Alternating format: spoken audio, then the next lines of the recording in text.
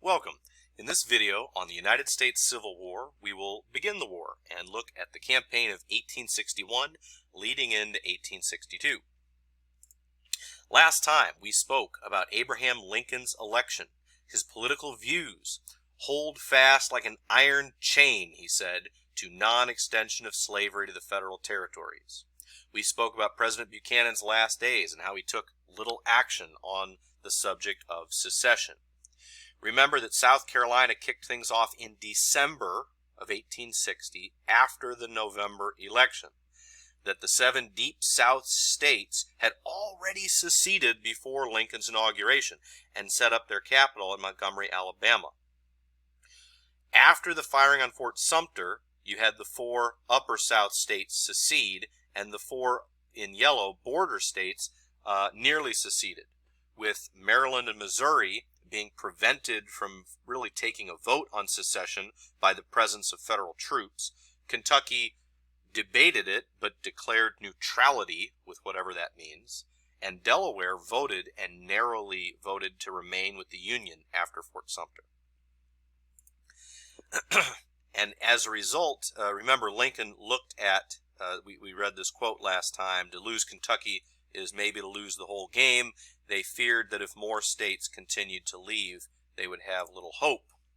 Lincoln took bold actions. He said the linchpin that holds the Union together, suspending habeas corpus, using emergency executive power, calling for 70,000 volunteers. This is Chief Justice Roger Taney who called out Lincoln's, not his election, but his actions as unconstitutional.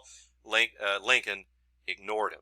Here's another view of the Confederacy in red. Last time we also spoke about the Anaconda Plan. Here's an image with the idea of like an anaconda strangling off the South.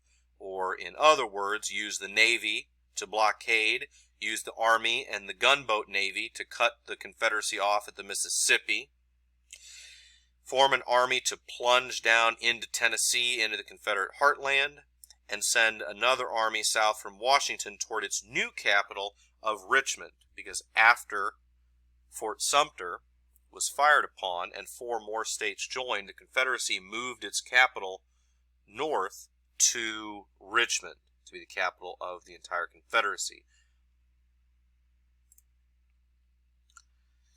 Let's speak for a moment about the pressure, the victory conditions, and the pressure on the North to win. We saw for the North, like with the United States in the Vietnam War, like for the British in either the War of 1812 or the War for American Independence, as the invader, as the conqueror, the pressure is on them to win. You must wage a war of total conquest, and it's very difficult to win. There are those who say, well, why does the North win the Civil War? That's one reasonable question.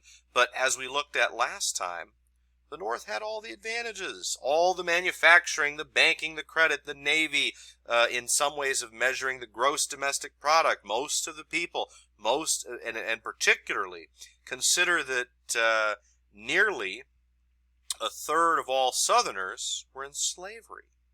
And so, since the Southerners are not going to arm their slaves for really the entire war, you have to look at white military-age men being who's going to fight the war, and the North has a 4-to-1 advantage in that category of white military-age men. Most of the states, most of the cropland, people think the South had all the farmland. The North, the Union, had plenty of farmland. They grew plenty of food. They didn't grow cash crops for export, but they grew staple crops, food crops. The railroads, the one thing the South had were exports. Okay. So some have said, the better question isn't why did the North win? Why did the war take so long? Why did it take them so long to defeat an enemy that was so clearly inferior in so many material ways? And one of the best ways to answer that is that the pressure is on the North to win, that they have to win a war of total conquest. On the other hand, what chance did the South have? Well, they ultimately had three key victory conditions. What are the win conditions for the Southern Confederacy? They could win an actual battlefield victory. Now, early in the war, when the armies are similarly sized and similarly equipped, for the first third, maybe even the first half of the war, an actual battlefield victory where they maybe captured Washington or destroyed a couple of key Union armies may have actually secured victory. Maybe. Foreign recognition, getting France and especially Britain to recognize the Southern Confederacy and effectively call for an end of the war and demand that they negotiate. That was possible. And finally, the third victory condition, other than getting foreign countries to intervene and ally with them against the North. So that basically what happened in 1812 and in the War for Independence is you get foreign countries involved, whether it was alliance with France both times, but effectively the South wanted a European alliance that they would all gang up together on the North, and with that advantage, even all those Northern economic advantages would not let them conquer the South if the Confederacy was in alliance with Britain and France. And also, they could wait them out if they could simply make the war so costly, so bloody, that Northerners don't want to pay the price. And really, isn't that a key part of what happened in some of these wars? War for Independence, Vietnam War, War of 1812.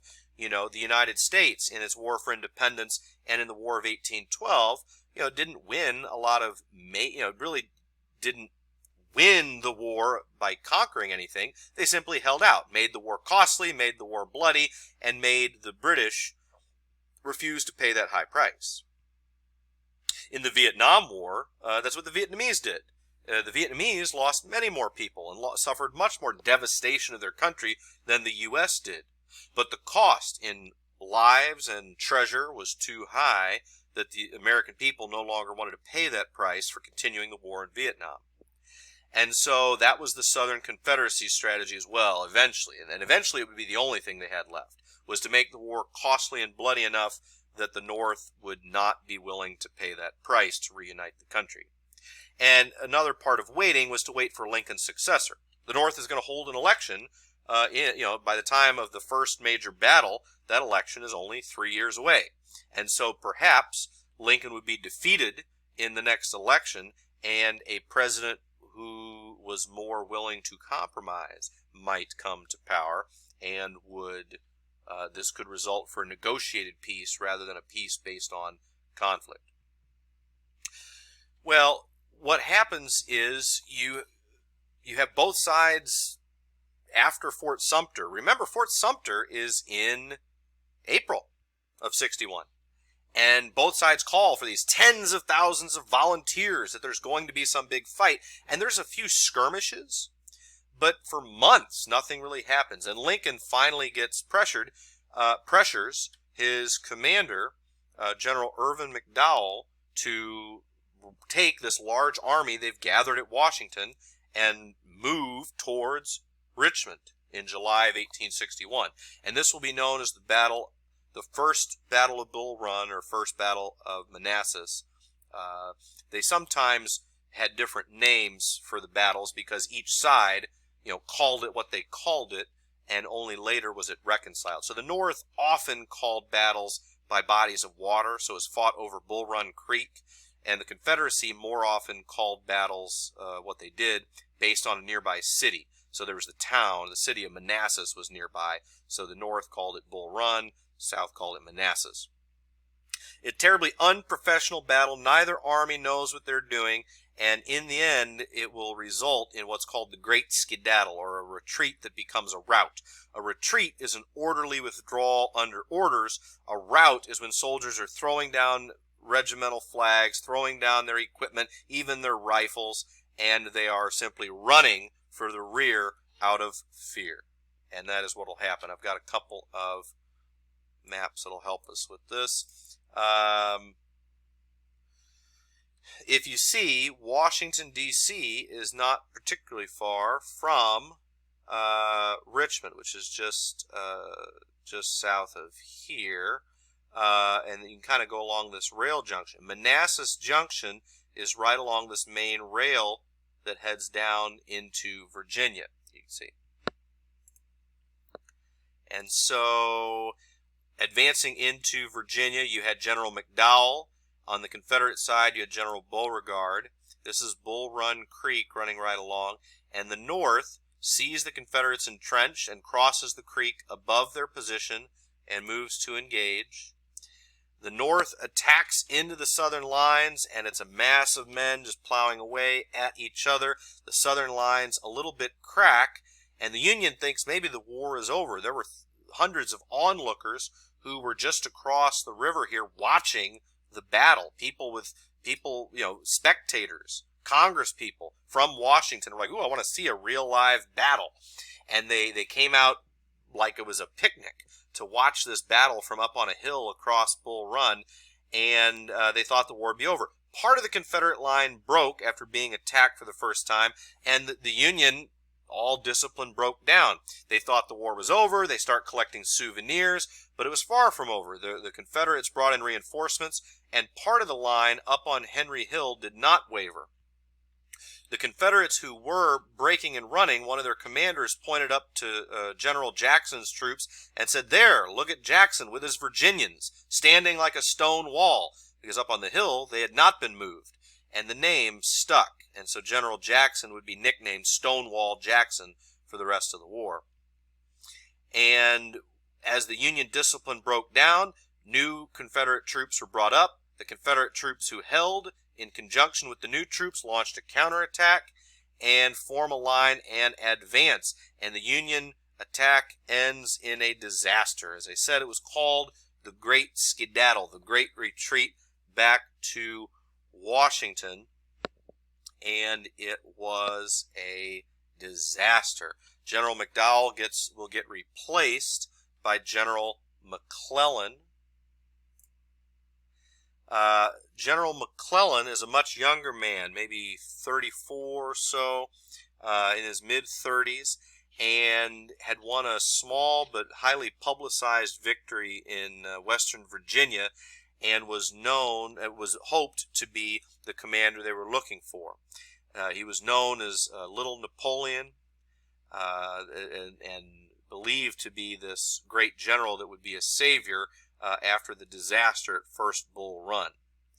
But McClellan, having seen what happened to McDowell's career, made sure and wanted to make his ragtag group into a real army. We looked at, in the Revolution, the efforts at Valley Forge, and we looked in the War of 1812, how, again, it took years before the ragtag group of men actually became an army. McClellan wants to avoid that. So he sets down to organizing a camp and building all the men into barracks and tents and rows and marching and drilling and learning all there is to know about army life and putting them all through their steps and their training and getting the army into true discipline shape. But he spends about a year doing it, which is to the great frustration of President Lincoln. And so in the coming lectures, we'll talk about this conflict between Lincoln and McClellan as they struggle over Lincoln demanding McClellan move and attack, and McClellan, a lifelong Democrat who thinks Lincoln is somehow now out to get him, being a Republican, thinks that Lincoln almost wants him to walk into a trap, and not realizing, himself being a good soldier and a good tactician and a good trainer of men, he doesn't seem to grasp the grand strategy of forcing the issue and forcing a fight and needing to crush the South in a war of total conquest, and he does not have the appetite for that, and will constantly look for ways to avoid bloodshed, which is admirable, but to Lincoln and some of the other generals, this is not a way to successfully win the Civil War, which is where we'll pick up at the end of 61, going into 1862 next time. Thanks for watching.